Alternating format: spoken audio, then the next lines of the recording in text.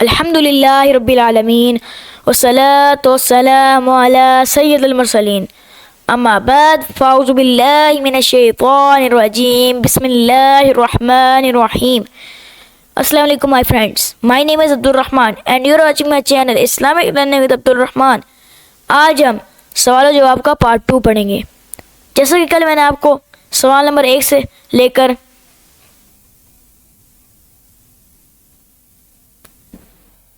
سوال نمبر 30 تک پڑھایا تھا.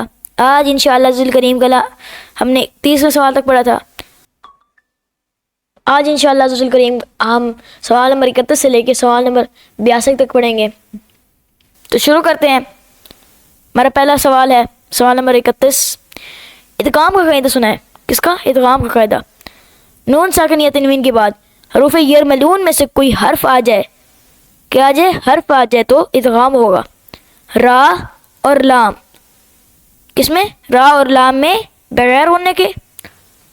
آپ کو میں نے غنہ کا بتایا تھا. غنہ کیا ہوتا ہے, اس کی کیا مقدار ہے. آپ کو میری ویڈیو دیکھنی پڑے گی پچھلی والی. بغیر غنہ کے باقی 4 میں غنہ کے ساتھ. حروف یرملون کتنے ہیں اور کون کون سے ہیں؟ حروف یرملون 6 ہیں. کتنے؟ 6 ہیں. اور وہ یہ ہیں: یا، را، میم، لام، واو، نون. اب اوپر تھا ادغام کا قاعدہ سنا ہے. اب نیچے اقلاب کا قاعدہ سنا ہے. انہوں نے کہا نون ساکن یا تنوین کے بعد حرف با آ جائے تو اقلاب ہوگا. یعنی نون ساکن یا تنوین کو میم سے بدل کر اخفا کریں گے. کیا کریں گے؟ اخفا کریں گے, یعنی غنہ کر کے پڑھیں گے. آگے پڑھتے ہیں. جیسے اوپر تھا نون ساکن اور تنوین کے کتنے قاعدے. ابھی نیچے ہے میم ساکن کے کتنے قاعدے ہیں. میم ساکن کے 3 قاعدے ہیں. کتنے؟ 3 قاعدے ہیں. اور وہ یہ ہیں: ادغام شفوی، اخفاء شفوی، اظہار شفوی. ادغام شفوی کا قاعدہ سنا ہے. میم ساکن کے بعد دوسری میم آ جائے تو میم ساکن میں ادغام شفوی ہوگا, یعنی غنہ کریں گے, پڑھیں گے. اخفاء شفوی. میم ساکن کے بعد با آ جائے تو میم ساکن میں اخفاء شفوی ہوگا, یعنی غنہ کریں گے, پڑھیں گے. اظہار شفوی. میم ساکن کے بعد با اور میم کے علاوہ باقی میم ساکن کے بعد با اور میم کے علاوہ کوئی بھی حرف آ جائے تو میم ساکن میں اظہار شفوی ہوگا, یعنی غنہ نہیں کر کے پڑھیں گے. آگے تخفیف و ترقیق کے کیا معنی ہے؟ تخفیف کے معنی حرف کو پر پڑھنا ہے اور ترقیق کے معنی حرف کو باریک پڑھنا ہے. اس میں جلالت اللہ عز و جل کے لام کو کب پر اور کب باریک پڑھیں گے؟ اس میں جلالت اللہ عز و جل کے لام سے پہلے حرف پر زبر یا پیش ہو تو اس میں جلالت اللہ عز و جل کے لام کو پر پڑھیں گے, اور اس میں جلالت اللہ عز و جل کے لام سے پہلے حرف کے نیچے زیر ہو تو اس میں جلالت اللہ عز و جل کے لام کو باریک پڑھیں گے. الف کو کب پر اور کب باریک پڑھیں گے؟ الف سے پہلے پر حروف کیا جائے؟ پر حروف آ جائے تو الف کو پر, اور باریک حرف آ جائے تو الف کو باریک پڑھیں گے. ابھی اوپر تھا الف کو پر اور باریک پڑھنے کی صورتیں. ابھی نیچے تھا را کو پر پڑھنے کی کتنی صورتیں ہیں؟ کس کی؟ را کو پر پڑھنے کی صورتیں. را پر زبر یا پیش ہو, را پر 2 زبر یا 2 پیش ہو, را پر کھڑا زبر ہو, را ساکن سے پہلے حرف پر زبر یا پیش ہو, را ساکن سے پہلے عارضی زیر ہو. کیا؟ عارضی زیر. را ساکن سے پہلے زیر دوسرے کلمے میں ہو, را ساکن کے بعد حروف مستعلیہ میں سے کوئی حرف اسی کلمے میں ہو تو ان سب صورتوں میں را کو پر پڑھیں گے. کیا کریں گے؟ پر پڑھیں گے. ابھی اوپر را کو پر پڑھنے کی صورتیں تھی. ابھی نیچے ہے را کو باریک پڑھنے کی صورتیں. را کو باریک پڑھنے کی کتنی صورتیں ہیں؟ را کو باریک پڑھنے کی 3 صورتیں, اور وہ یہ ہیں: پہلی, را کے نیچے زیر یا 2 زیر ہیں ہو, را ساکن سے پہلے زیر اصلی اسی کلمے میں ہو, را ساکن سے پہلے یا ساکنہ ہو. کیا؟ یا ساکنہ ہو. تو ان سب صورتوں میں را کو باریک پڑھیں گے. عارضی زیر. کیا؟ عارضی زیر کسے کہتے ہیں؟ قرآن پاک میں بعض کلمات الف سے شروع ہوتے ہیں اور الف پر کوئی حرکت نہیں ہوتی. ان الف پر جو بھی حرکت لگا کر پڑھیں گے وہ عارضی ہوگی. کیا ہوگی؟ وہ عارضی حرکت ہوگی. جیسے ارجعی کے الف کے نیچے زیر عارضی ہے. اب مد کا کیا معنی ہے؟ اس کے کتنے سبب ہیں اور کون کون سے ہیں؟ مد کے معنی دراز کرنا اور کھینچنے کے ہیں. मद की सबब दो हैं, हमज़ा और सुकून। मद की कितनी किस्में हैं और कौन कौन सी हैं? मद की 6 किस्में हैं और वो ये हैं: मद मुतसिल, मद मुनफसिल, मद लाजिम, मद लीन लाजिम, मद आरिज, मद लीन आरिज। मद मुतसिल कब होगा? हरूफ मद्दा के बाद हमज़ा इसी कलमे में हो। किस कलमे में? इसी कलमे में हो तो मद मुतसिल होगा। आगे बढ़ते हैं, मद मुनफसिल। क्या मद मुनफसिल कब होगा? हरूफ मद्दा के बाद हमज़ा ऊपर था इसी कलमे में, अब ये बता रहे हैं दूसरे कलमे में हो। किस कलमे में? दूसरे कलमे में हो तो मद मुनफसिल होगा। मद मुतसिल और मद मुनफसिल को कितना खींच कर पढ़ेंगे? मद मुतसिल और मद मुनफसिल को 2 अढ़ाई अलिफ, कितनी? 2 अढ़ाई अलिफ यानी 4 या 5 हरकत की मिकदार तक खींच कर पढ़ेंगे।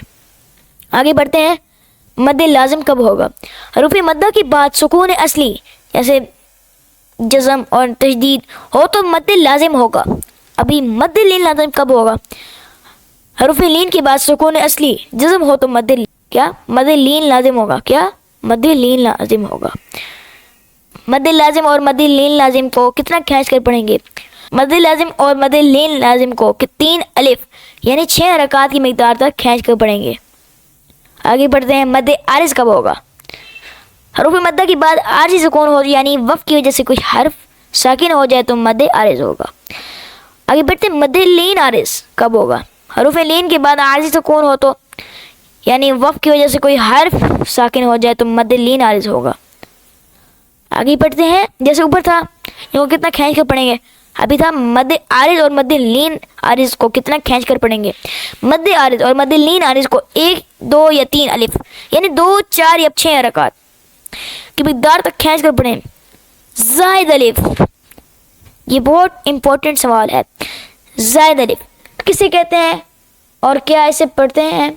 कुरान पाक में बाद जगह अलिफ पर गोल दायरा, ये जो आपको नजर आ रहा है ना गोल दायरा का निशान होता है, ऐसे अलिफ को ज़ायद अलिफ कहते हैं और इस अलिफ को नहीं पढ़ते।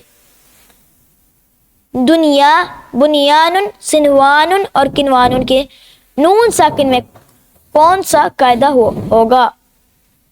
इन 4 कलिमात में नून साकिन के बाद हरूफ यरमलून एक कलमे में आने की वजह से इदगाम नहीं बल्कि इजहार मुतलक होगा, इसलिए इन कलिमात में गुन्ना नहीं करेंगे। अभी आगे पढ़ेंगे हम सकता।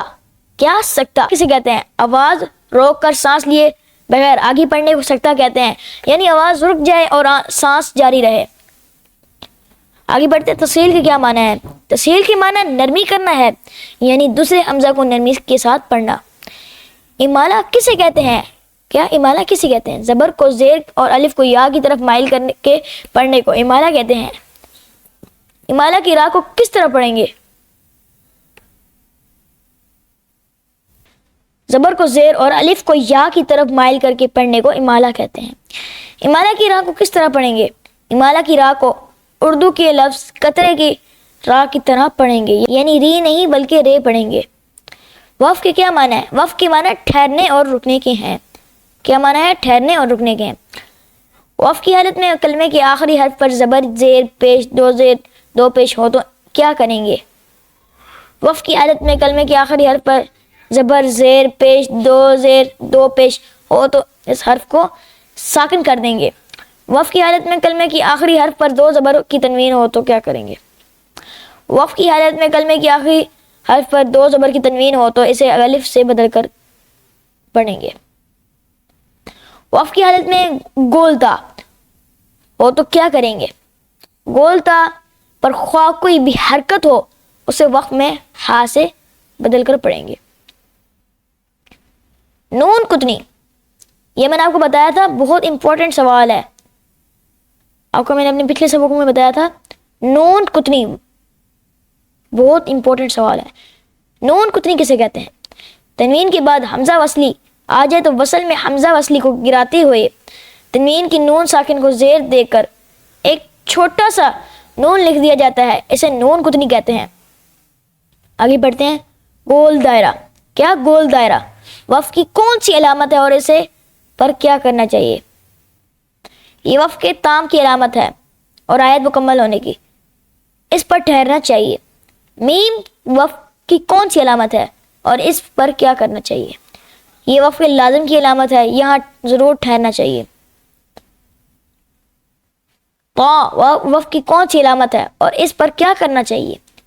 یہ وقف مطلق کی علامت ہے، یہاں ٹھہرنا بہتر ہے۔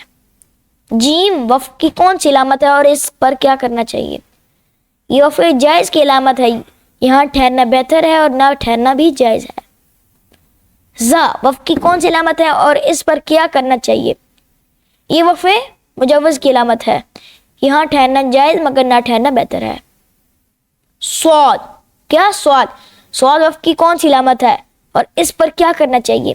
یہ وقف مرخص کی علامت ہے، یہاں ملا کر پڑھنا چاہیے۔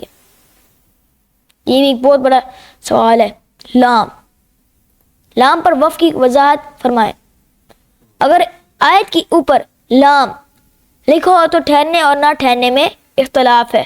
آیت کے علاوہ لام لکھو ہو تو نہ ٹھہرے، یعنی آیت کے علاوہ کہیں بھی لکھا ہو لام آیت کے اندر تو ہم وہاں نہیں ٹھہریں گے۔ آگے اعادہ کیسے کہتے ہیں؟ اعادہ کسے کہتے ہیں؟ وقف کرنے کے بعد پیچھے سے ملا کر پڑھنے کو اعادہ کہتے ہیں۔ کیا کہتے ہیں؟ اعادہ کہتے ہیں۔ سنتوں کا پابند اور نیک بننے کے لیے کون سا وظیفہ پڑھنا چاہیے؟ سنتوں کا پابند اور نیک بننے کے لیے چلتے پھرتے یا خبیر پڑھنا چاہیے۔ یہ میں نے آپ کو اپنے پہلے سب کو میں کچھ پڑھایا تھا یہ وظیفہ۔ آگے پڑھتے ہیں۔ علم کے کتنے درجات ہیں اور کون کون سے ہیں؟ علم کے 5 درجات ہیں۔ کون کون سے؟ خاموشی، توجہ سے سننا، جو سنا اسے یاد رکھنا، جو سیکھا اسے پر عمل کرنا، جو علم حاصل ہوا اسے دوسروں تک پہنچانا۔ حافظہ کی مضبوطی کا وظیفہ بتائیں۔ یا علیمو 21 بار اول آخر ایک بار درود شریف پڑھ کر پانی پر دم کر کے 40 روز تک نہار منہ پیے یا پلائیں، انشاءاللہ عزوجل پینے والے کا حافظہ مضبوط ہوگا۔ سبق یاد کرنے سے پہلے کون سی دعا پڑھیں گے؟ سبق یاد کرنے سے پہلے اول آخر درود شریف پڑھ کر یہ دعا پڑھیں۔ اللہم افتح علینا حکمتک وانشر علینا رحمتک یا ذا الجلال والاکرام پڑھنی چاہیے۔ وضو کے کتنے فرائض ہیں اور کون کون سے ہیں؟ وضو کے 4 فرائض ہیں۔ کتنے؟ 4 فرائض ہیں، اور وہ یہ ہیں۔ پہلا، پورا چہرہ دھونا۔ دوسرا، کونیوں سمیت دونوں ہاتھ دھونا۔ تیسرا، چوتھائی سر کا مسح کرنا۔ آخر میں ہے ٹخنوں سمیت دونوں پاؤں دھونا۔ ابھی غسل کی جیسے اوپر تھا وضو کے فرائض، ابھی نیچے ہم پڑھیں گے غسل کے کتنے فرائض ہیں اور کون کون سے ہیں۔ غسل کے 3 فرائض ہیں۔ کتنے؟ 3 فرائض ہیں، اور وہ یہ ہیں: کلی کرنا، ناک میں پانی چڑھانا، تمام ظاہری بدن پر پانی بہانا۔ آگے بڑھیں گے تیمم کے فرائض۔ تیمم کے 3 فرائض ہیں، اور وہ یہ ہیں: نیت، سارے منہ پر ہاتھ پھیرنا، کونیوں سمیت دونوں ہاتھوں کا مسح کرنا۔ نماز کی کتنی شرائط ہیں اور وہ کون کون سی ہیں؟ نماز کی 6 شرائط ہیں، اور وہ یہ ہیں: طہارت، ستر عورت، استقبال قبلہ، وقت، نیت، تکبیر تحریمہ۔ نماز کے کتنے فرائض ہیں اور کون کون سے ہیں؟ نماز کے 7 فرائض ہیں، اور وہ یہ ہیں: تکبیر تحریمہ، قیام، قرات، رکوع، سجود، قاعدہ اخیرہ، خروج بسنعہ۔ تو اسی کے ساتھ ہمارے پیارے دوستوں اس قاعدے کا ہم یہیں پر اختتام کرتے ہیں۔ انشاءاللہ عز الکریم کل سے ہم مدنی قاعدے کی نصاب پڑھیں گے۔ اگر آپ کو میری قاعدے کی ویڈیوز اچھی لگی تو اس کو like, share, subscribe and comment کر دیجیے گا۔ ملتے ہیں اپنے اگلے سبق میں، تب تک کے لیے اللہ حافظ۔